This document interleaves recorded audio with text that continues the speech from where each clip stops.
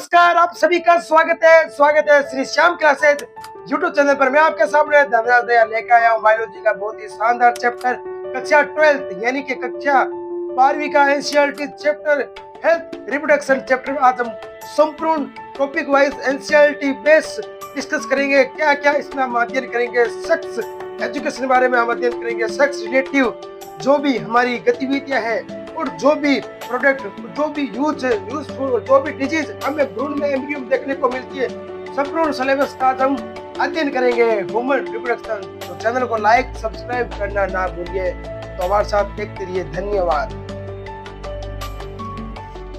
तो चलते फिर हम डिस्कस करते हैं क्या है हमारा हेल्थ रिप्रोडक्शन की बात करें तो एक ऐसा चैप्टर है जिसे हम हेल्थ के आधार पर समझ सकते हैं। यानी कि जो रिप्रोडक्शन, जनन की प्रक्रिया के समान जो बाधाएं हमें उत्पन्न होती है, जिससे हमें अन्य एक रोग यानी कि एसटीडी देखने को मिलती है। उसके साथ यौन शिक्षा हमें स्कूलों में क्यों जरूरी है, यह पॉइंट यहाँ से क्वेश्चन बन सकता है। क्योंकि स्कूल में यौन शिक्षा बच्चों को देनी बहुत जरूरी है, क्योंकि वो 18 वर्ष एजल्ट एज से अपर एज में आएंगे, यानी कि किशोरावस्था के बाहर आएगी पुबर्टी से, तो उनको जानकारी होनी बहुत जरूरी है, आवश्यक है कि यौन संबंधित हमें कौन कौन सी डिजीज का सामना कर सकते हैं। उसके साथ जो सेक्सुअल डिजीज है उसकी किस तरह प्रक्रिया हमारे समाज में रही है और किस तरह जनसंख्या हमारे भारत में या विश्व में बढ़ रही है। आपको पता है जनसंख्या बढ़ने पर अनेक बाधाएं उत्पन्न होती है देश में, जैसे कि जमीन की कमी हो जाती है, नौकरियां कंपटीशन भी बहुत बढ़ जाता है।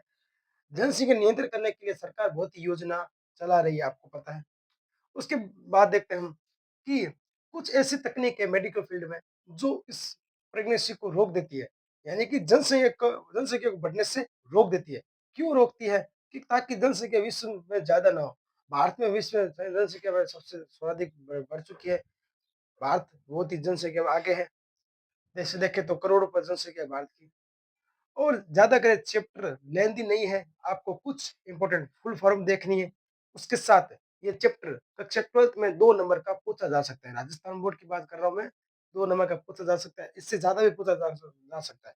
ज्यादा कर इस चैप्टर में से आपको एमसीक्यू, रिक्त स्थान और शॉर्ट लाइन के क्वेश्चन देखने को मिलता है। मेडिकल फील्ड की बात करें, जो भी एग्जाम मेडिकल फील्ड का, चाहे आप नीट ले लो, चाहे आप कॉम्पिटिशन एग्जाम ले लो, चाहे एंट्रेंस एग्जाम ले लो, इसमें फुल फॉर्म पूछ जाती है चैप्टर में से। तो आप देखिए मेरे साथ क्या क्या आपको इम्पोर्टेंट पढ़ना है। मैंने चार्ट बना के रखा है यहाँ पे। पहले बात करें परिवार परिवार कल्याण योजना, यानी कि फैमिली प्लानिंग। बात किस तरह कर रहा है, फैमिली प्लान किस तरह करना चाहिए हमें, वो उसकी योजना 1951 में हुई थी। आपसे आपसे पूछा जा सकता है कि परिवार कल्याण योजना का प्रारंभ कब हुआ था भारत में, यानी कि फैमिली प्लानिंग की योजना कब हुई थी। तो 1951 में। आपको ऐसा नहीं याद रखना है क्यों हुई थी, ताकि परिवार की जनसंख्या को नियंत्रित किया जाए और बढ़ती हुई जनसंख्या को कंट्रोल किया जाए। भारत सरकार ने यह योजना चलाई थी 1951 में, जिसे हम किस नाम से जाना जाता है, हम इस नाम से जाना जाता है RCH, यानी कि रिप्रोडक्शन, चाइल्ड एंड हेल्थ। यानी कि जो जन्म के बाद जो बच्चा उत्पन्न होता है वो किस तरह हेल्दी है, किस तरह वो ग्रोथ कर सकता है, इस आधार पर यह योजना चलाई गई है। उसके बाद बात करें कुछ ऐसी स्त्री और पुरुष, यानी कि मेल फीमेल में ऐसी तकनीक है सर्जिकल इंस्ट्रूमेंट द्वारा, जिससे बढ़ती हुई जनसंख्या को रोका जा सके। जैसे हम बात करें पुरुषों में, यानी कि मेल में होती है वेस्कोटोमी। वेस्कोटोमी एक ऐसी प्रक्रिया है जो सर्जरी द्वारा वसन की वो शुक्र वाहिका है, जिससे शुक्राणु वसन से ग्लास पेनिस की ओर मादा योनिपथ पर आते हैं, उसको काट कर धागा बांध कर ढक दिया जाता है। क्यों ढक दिया जाता है? ताकि जो शुक्राणु बंद रहे टेस्टिस में, वो बाहर ना आए। इसलिए वो उसे नसबंदी कहते हैं। नसबंदी इसलिए करते हैं ताकि शुक्राणु अगर आएंगे तभी तो कोई रिप्रोडक्शन होगा स्त्री में। इसलिए ये ज्यादातर पुरुषों में की जाती है। पूछा जा सकता है पुरुषों में नसबंदी कौन सी होती है? सीधा आंसर होना चाहिए वेस्कोटोमी। दूसरी बात करें, ये प्रक्रिया स्त्रियों में भी होती है और पुरुषों में होती है। सर्जरी द्वारा होती है, शल्य क्रिया, इस प्रक्रिया को कहते हैं शल्य क्रिया। यानी कि पुरुषों में तो हमने बात की वेस्कोटोमी, और फीमेल होती है ट्यूबिकोटोमी। ट्यूबिकोटोमी एक ऐसी प्रक्रिया है जिसमें स्त्री की अंडवाहिनी, यानी कि आप डिप वाहिनी कह सकते हो, डिप वाहिनी को काट कर धागे से बांध दिया जाता है। डिप वाहिनी को काट कर ऐसे धागे से बांध दिया जाता है। ताकि जो भी अंडाणु बनेगा वो बाहर की ओर यानी कि शुक्राणु के संलयन में गैमेट नहीं बना पाएगा। इससे कोई भ्रूण डेवलपमेंट नहीं होगा। यही है फुल फॉर्म टेस्टोटोमी टुबेकोटोमी, ये आपको याद रखनी है। ठीक प्यारे बच्चों। नेक्स्ट है हमारा सेक्सुअल ट्रांसमिटेड डिजीज। क्या होती है एसटीडी? यानी कि आपने बहुत ज्यादा सुना होगा, ऐसे ऐसे रोग हमें देखने को मिलते हैं सेक्स करते समय जो हमारे जीवन पर बाधा डालते हैं, साथ साथ हमारे होने वाले भ्रूण में भी बाधा डालते हैं।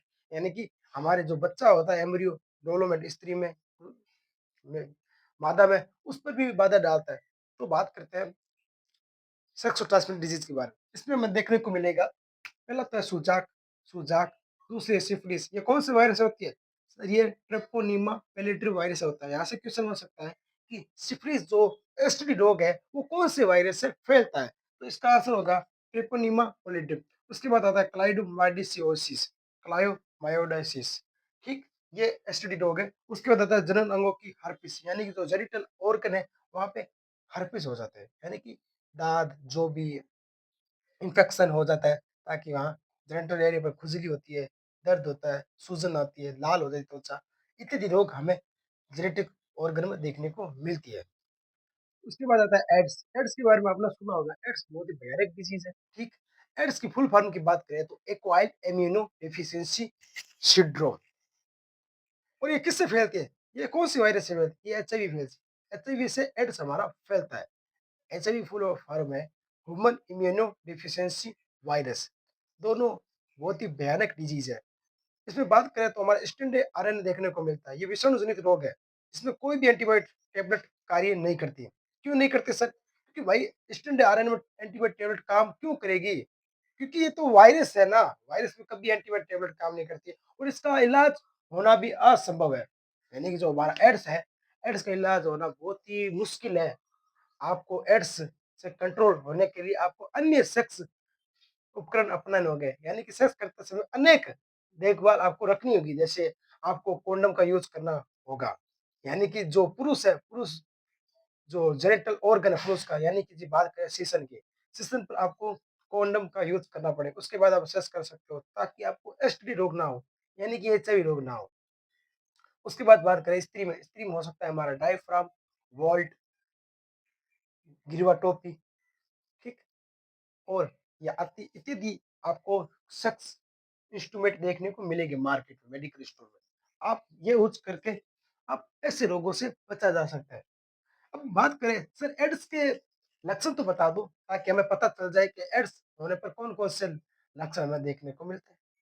तो लक्षण ये है कि हमारा शरीर की प्रतिरक्षक तंत्र कमजोर हो जाएगा, कोई काम करने में हमारा मन नहीं करेगा, बुखार आएगा और ज्यादा से ज्यादा डिजीज हमें अपने अंदर घेर लेगी। सर फैलता कैसे है एड्स, ये बता दो। एड्स ऐसे फैलता है जैसे आपका ब्लड, यानी कि किसी और व्यक्ति को दे रहे हो, ये ब्लड के द्वारा भी फैल सकता है। खाली सेक्स करने से नहीं फैलता, ये ब्लड द्वारा भी फैलता है। अगर आपका रक्त दूषित है और आप किसी और को आदान प्रदान कर रहे हो ब्लड, जिसे पहले जिसे कहते हैं ब्लड फ्यूजन, इससे भी एड्स फैल सकता है। अगर किसी महिला के साथ या स्त्री के साथ आप सेक्स मतलब किस करते हो, यानी कि किस करते हो, उससे भी एड्स फैल सकता है। उसके साथ यौन संबंध है तो एड्स तो फैलता है, साथ में वीर्य वीर्य से भी एड्स फैलता है। यानी कि आप यौन संबंध बनाते हो अनेक महिलाओं के साथ, उससे भी एड्स रोग फैलता है। उसके साथ कोई सीरीज होती है ना, सुई, सुई लगी हुई है किसी और को लगा दे, उससे भी एड्स फैलता है प्यारे बच्चों। इतना आप नोट कर लिया होगा। अगला टॉपिक है हमारा एचआईवी बारे में बता दिया आपको, लैंगिंग वार्ड्स यानी कि लैंगिंग मस्से क्या होता है? जो हमारे जेनिटल ऑर्गन है, यानी कि पुरुषों के हमारा शीर्षक और महिला में क्या है? अंडाशय ओवरी यही है। योनि, योनि कह सकते हैं, मुख्य अंग तो योनि है सेक्स के लिए। वहाँ पे लैंगिक मस्य हो जाता है, यानी कि जेनिटल वार्ड्स, जहाँ खुजली होती है, जलन होती है, उसके साथ अन्य अन्य ब्लड का बहना और पानी बहना, अन्य लक्षण देखने को मिलता है। तो ये लैंगिक मस्य यानी कि जेनिटल वार्ड्स कौन सा वायरस होता है? ये पेपिलोमा वायरस से होता है। ये आपको याद रखना पड़ेगा। ठीक, नेक्स्ट क्वेश्चन है हमारा हेल्थ रिप्रोडक्शन चैप्टर का। एमटीपी क्या होती है सर? एमटीपी बता दो। एमटीपी एक ऐसी प्रक्रिया है जिससे जो भ्रूण अंदर होता है उसको नष्ट कर दिया जाता है, यानी कि इसे कहते हैं चिकित्सक, यानी कि मेडिकल ट्रांसमिटेड प्रेगनेंसी, चिकित्सक समापन गर्भ गर्भवती। यानी कि प्रेगनेंसी, ठीक? ये एक ऐसी प्रक्रिया है जिसमें भ्रूण को अंदर ही मार देता है। ये भ्रूण कन्या मतलब भ्रूण हत्या है। इसे भ्रूण हत्या कह सकता है। और इसकी शुरुआत इसकी बंद करने में भारत ने कानून चलाया था 1971 1971 में भारत सरकार ने इसको बंद करने का कानून चलाया था। ये ज़्यादातर किसमें होती है? किसी लड़की के साथ रेप जैसा केस हो जाता है, उसपे ये यूज़फुल है और लोग इसका दुरुपयोग कर रहे हैं। किसी भ्रूण का अंदर हो रहा है, चाहे वो लड़की हो, समाज लड़कियों को पसंद नहीं करता, लड़की हो उसको मार दिया जाता है अंदर ही। इसलिए एमटीवी की हम समापन कर रहे हैं। ये 4.5 करोड़ में सन जनसंख्या हुई थी। अब इम्पोर्टेंट थोड़ा कुछ टॉपिक है आईवीएफ। आईवीएफ की अगर हम बात करें तो इन विट्रो फर्टिलाइजेशन यानी कि पात्र निषेचन। इसमें क्या होता है? किसी स्त्री में भ्रूण डेवलपमेंट नहीं होता, यानी कि बच्चा पैदा नहीं होता अंदर की ओर। उस फिर वो आईवीएफ का सहारा लेती है, यानी इन विट्रो फर्टिलाइजेशन पात्र निषेचन। किसी प्रक्रिया है, प्रक्रिया द्वारा किसी पुरुष का स्पर्म और अंडाणु को सलाइन द्वारा, युग्मक द्वारा, फ्यूजन द्वारा वो नए डेवलपमेंट भ्रूण करते हैं। इसे हम पात्र निषेचन कहते हैं। ये आईयूटी आपकी फुल फॉर्म पूछा जा सकता है, 2025 में आई थी। आईयूटी फुल फॉर्म इसकी आती है इंट्रा यूटिनरी ट्रांसफर ट्रांसफर, ठीक? एक वेरी वेरी इंपॉर्टेंट टॉपिक है, आपको नोट कर लेना होगा, ठीक है? एमिनोसेंटेसिस एमिनोसेंटेसिस सेंटेसिस ये एमिनोसेंटेसिस क्या होता है सर? एमिनोसेंटेसिस एक ऐसी प्रक्रिया है, यानी कि ऐसी जांच है, आप जांच कह सकते हो, जिसे लिंग निर्धारण पर किया जाता है। उसके साथ भ्रूण में होने वाले आनुवंशिक यानी कि वंशागत डिजीज का भी पता लगाया जाता है। जैसे कि हम बात करें हमारी वंशागत और विविधता चैप्टर में पढ़ा था कौन सी क्रोमोसोम डिजीज, उसका भी पता लगाया जाता है किससे? Immuno strategy. जैसे हम हीमोफीलिया, इसमें हीमोफीलिया पता लगा सकते हैं। Haemophilia, Turner syndrome Turner syndrome, Klinefelter Klinefelter और डाउन सिंड्रोम इत्यादि रोग का हम इम्यूनोस्टेटिस द्वारा पता लगा सकते हैं। तो आई होप आज के लिए इतना ही। मिलते हैं अगले ऐसे नेक्स्ट वीडियो के साथ। तो चैनल को लाइक कीजिए, सब्सक्राइब कीजिए और ऐसी वीडियो देखने के लिए हमारे चैनल पर विजिट कीजिए। धन्यवाद।